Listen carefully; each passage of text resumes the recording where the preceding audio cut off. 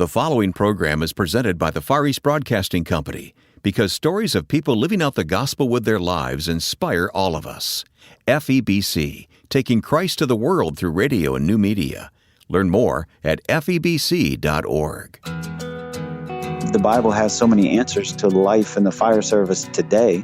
We're able to use that to equip people to go out and share their faith with others, and it just helps them to have a more meaningful relationship with Christ.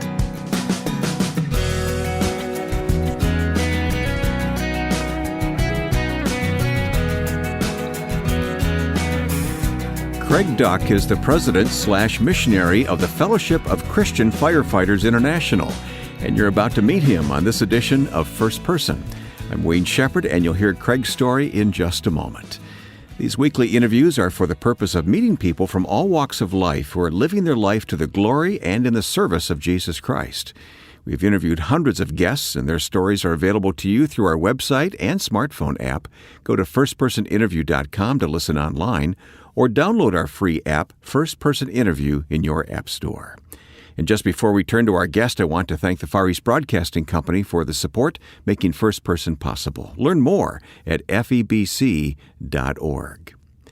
I happened to notice on Facebook that there is a Fellowship of Christian Firefighters, and that led me to Craig Duck, the leader of this group. Craig is a retired Washington, D.C. firefighter living in Virginia, and we spoke over the internet, and I began to ask him to outline his own personal career. Okay, well, that's an interesting question because when we talk about careers, we think of a paid position.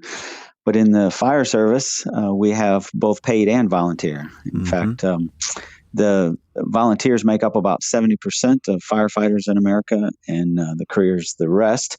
So my time as a firefighter started probably when I was a little child, sitting on my dad's lap and hanging out at the firehouse in upstate New York, where I just kind of fell in love with the whole idea of being a firefighter and making lots of noise and having destructive whatever.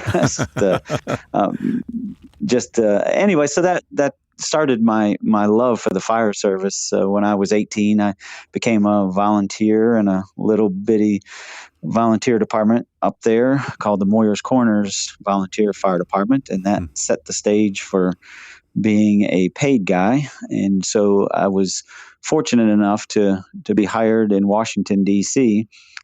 I always wanted to be a New York City firefighter, but that just didn't work out. I wasn't able to take the test. I didn't even know there was a Washington, D.C., to be honest with you, until I saw a job posting and was able to take that test and do well on it and got hired in Washington, D.C. So I spent the next 28 years there hanging out in Washington.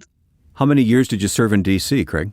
I worked there for 28 years, rose to the rank of lieutenant, which I probably could have gone higher, but I just loved being a lieutenant and commanding a group of individuals and running up and down the streets and running into burning buildings and that sort of stuff.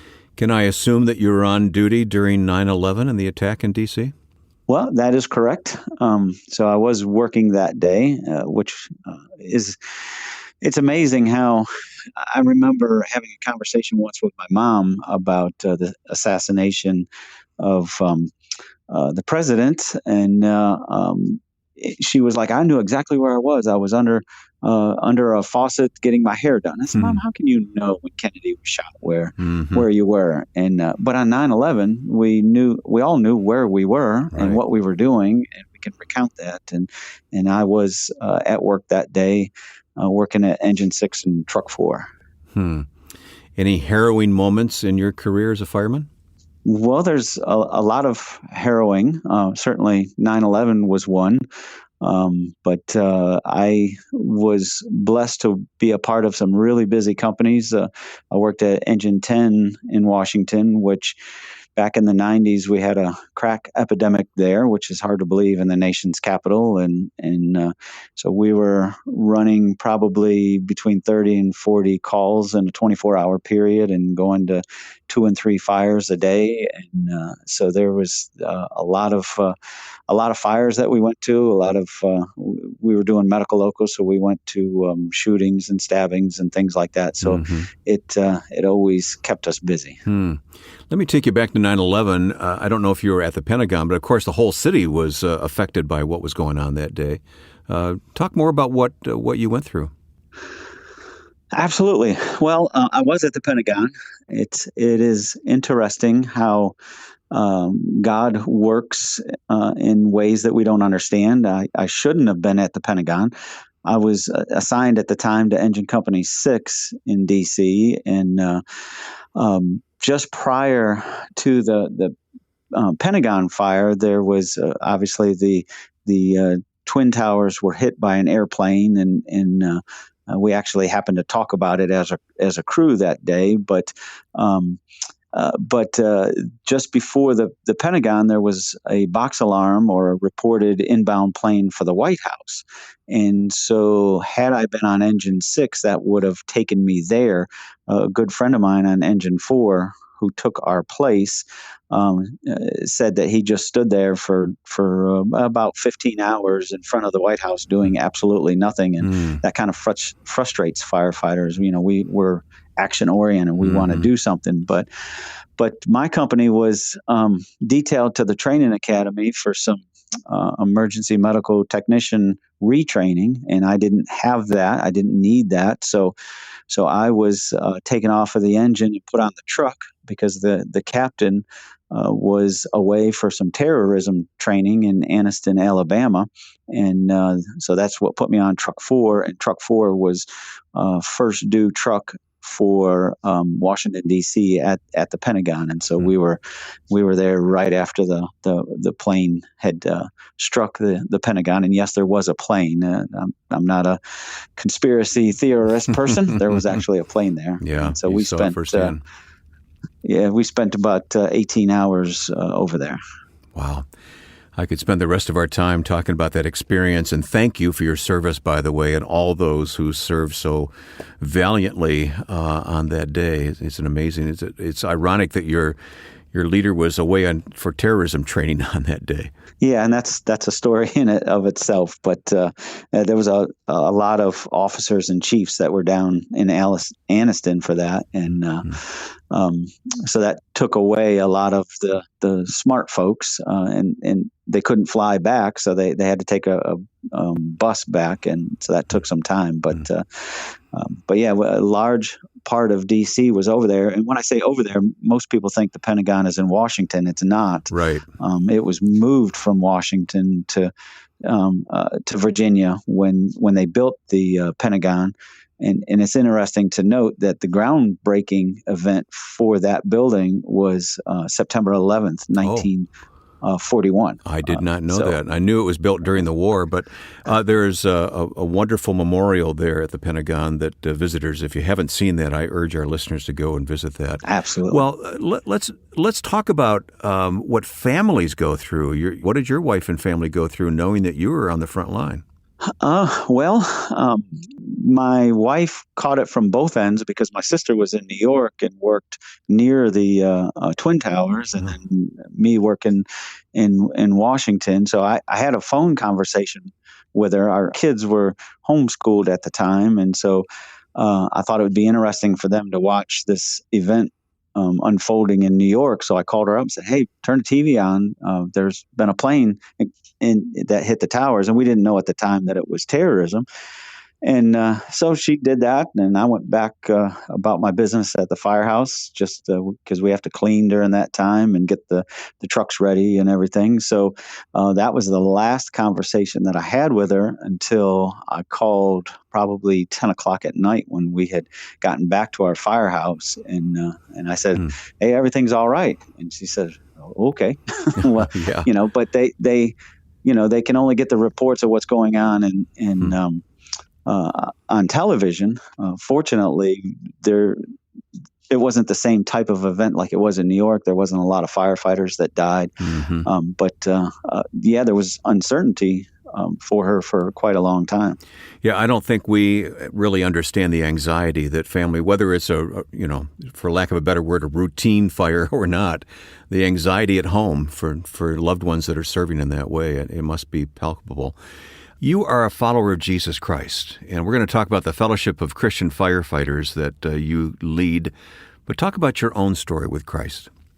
Well, it's an interesting story because from a non-Christian perspective, it went okay, but from a Christian perspective, my wife or my girlfriend at the time violated some things that Christians warn you not to do, and what I mean by that is before I even met her, I was a volunteer firefighter in the Moyers Corners Fire Department, and we had a banquet that we did every year. It was a big fancy deal, and you get dressed up and you bring the wives and to it or girlfriends. And so I needed a date, and a good friend of mine on the fire department hooked me up on a blind date with this nice young Christian lady. And and that's where I said she violated. Most people say don't date non-Christians. And so we dated, and it was a good date, and then I started hanging around her and her father, who was a really good man. He would talk to me all the time about the Bible and my sin condition and where I stood before God. And one day in a conversation, he said something that just really struck me, and I couldn't get out of my mind. He said, "If you were to die in a fire tonight, where would you go?" I was like, wow, I had no idea. And so he was able to share the gospel with me, and over the course of another couple of weeks and some sermons at church, and which I thought the pastor was speaking right to me, I decided that yes, I was a sinner and I did need a savior. And so I asked Jesus to forgive my sins and to come into my life and be my Lord and Savior. And you followed him since. There's been no turning back, right? No turning back, just like the song says. Yes, sir. We'll continue to get to know Craig Duck of the Fellowship of Christian Firefighters coming up on this edition of First Person. When I first heard the good news on the FEBC station, I tried praying to Jesus for the first time. Life is difficult, but Christ is helping me see things differently. The Far East Broadcasting Company receives millions of responses each year from grateful listeners. FEBC is dedicated to taking Christ to the world through radio and new media. To learn more, please visit febc.org. That's febc.org. The Far East Broadcasting Company, until all have heard. My guest is Craig Duck. Craig is president and missionary for the Fellowship of Christian Firefighters. And it was a story that I came across on Facebook, and it intrigued me so much that I had to call Craig and talk to him about what he does and what the fellowship is all about. And we've heard Craig's own personal story. And Craig, I want to turn our attention now to the fellowship and just have you describe what it is and why it exists. It has a story. Everything has a story. But back in 1977 in Denver, Colorado, one of our founding members was going through a rough time in his life, and he ended up losing his family and through divorce, and he just got in all sorts of trouble. He was in the union softball team, and so his life was spinning out of control. And so through a set of circumstances, he became saved and wanted to grow in his faith. He met another firefighter from the Denver Fire Department and said, "Okay, now what? What should we do?" And so they began meeting together for Bible study one-on-one, and then that one-on-one turned into a small group, and then that small group turned into other groups in the area, and then around the country, and eventually around the world. And so that's the kind of the mainstay of our ministry, is meeting together in local groups for Bible study and encouragement, and just to provide hope in a very difficult service that we are in. Now, your title is president and missionary. That's a pretty unique title. Why do you consider yourself a missionary? Well, it's just like any other missionary. We're 1 cent. I used to do that for the kids in Sunday school. Take a penny out and say missionaries are one that is sent, and so we look at the fire service as 1.2 million firefighters, and that doesn't include the EMS folks, and that's just in the United States. And so it's a big missions field. Many of the young folks don't even attend a church on a normal, on a regular basis, and so many of them are just lost and don't know where to go. And so, just like a missionary, we bring people in to provide that hope, to share the gospel, to set up groups, and so that's why you consider me a missionary. Mm-hmm. You really stress the Bible and Bible study among the members. Talk about that and some of the things you're doing. Well, it is important. There's been times in our ministry when the fellowship was more stressed, and that's okay. Fellowship is good, but for me, getting into the Bible and into learning and growing, I think is so important. Just because the Bible has so many answers to life in the fire service today, and so we're able to use that to equip people to go out and share their faith with others, and so in our ministry we do daily devotions, obviously every day, and so what we do is we take what Jesus did, and a lot of even in Paul, where they were able to take, say, like the image of a Roman soldier and talk about that and equate that to biblical principles. We try to do the same in our daily devotion. We'll talk about a tool or a concept or something firefighters are very familiar with, and then draw that biblical analogy. And so we put those out every day, and then we have Bible studies that are written by firefighters for firefighters and first responders, because we serve in a unique world that many folks don't understand, and so with us being able to use what God has given us in the fire service to make these Bible studies, and it just helps them to have a more meaningful relationship with Christ, and so yeah, we put a lot of time and effort into that. In fact, we just yesterday I had a Bible study with our Kenyan firefighter friends that we go over there, and so we have a fairly large group of people. We meet once a month for Bible study, and we do discipleship ministries and just a whole host of things to train folks and get them knowledgeable in the Bible. I saw the word international in your title, but it didn't connect with me that you are international. Do you know how many countries are touched by the fellowship? Well, of course, they're like anything else. They come and go. We used to have a group in Australia, but that's kind of faded away. But we have folks meeting in Zambia and several in Kenya, and we have folks getting together in Canada. So those are the three main ones right now. We've been working with the Ukraine. We went over there last year, but that's really that's a tough area to get into for many reasons, but planted some seeds last year, and we're hoping to go back this year, train firefighters, and then do devotions and stuff. So it's a slower go, but hopefully that the Lord will open up that door in the Ukraine. I love your website, which is so thorough and really just chock full of information and Bible study for members. Give us the website address for your organization. That's www.fellowshipofchristianfirefighters.org. All right, fellowshipofchristianfirefighters.org. And we'll put that link in our program notes at firstpersoninterview.com. Tell me about the app that you've developed. I also see you on YouTube with these instructional Bible studies and so on. You're really trying to reach out, aren't you? Well, we're trying. We've been on YouTube for a little while. It's a slow success. The other thing that we just recently started doing was Firehouse Chapel, because a lot of firefighters work on Sundays, and so we give them an opportunity not to replace a local church, but just to have a place that they can worship.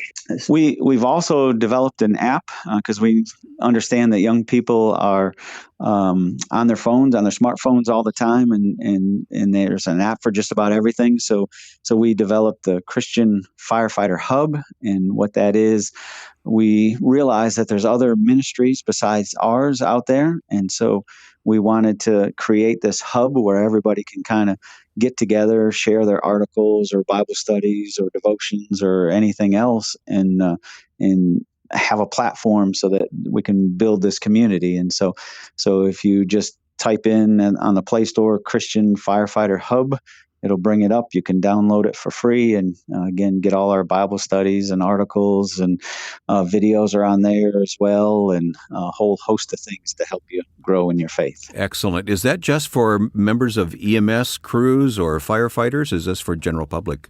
No, general public, anybody can download it and take advantage of it. And in fact, it would be good, especially if you're trying to minister to a firefighter and you want to kind of get a better understanding of what they go through and how you can better equip them. Then, yeah, you can download it for free and take advantage of all those resources. We'll put all that information at firstpersoninterview.com. Craig, as we wrap up, I just want your perspective on how can we pray for our own communities where people like we're talking about today, firemen and EMS personnel, they serve us so well. How can we pray for them in general? Well, there's two things. First of all, I think one of the prayers would be, I mentioned at the beginning of the show that 70% of firefighters are volunteers, and we're noticing in these small communities that people joining up is down. Younger folks don't like to commit to things like that, and so it's getting more and more difficult to get the people to be able to respond. It's interesting to note that George Washington, our first president, he was a volunteer firefighter in Virginia. So that would be a good prayer request that some of these communities would see more people signing up to be able to answer the call when needed. I think the other thing is it's a very difficult place to work, whether you're paid or volunteer. We go to a lot of ugly things. We see people die. We see people's stuff destroyed. It's just, it can be overwhelming at times. And that's why we see suicide on the rise. We're not proud of this statistic, but for the first time, we're tied with the cops for suicide with active people. And so just, pray that the love of Christ would come into the fire service, that we would be able to provide hope for these folks, and that they would be able to continue to serve without having any of these issues and problems that people have.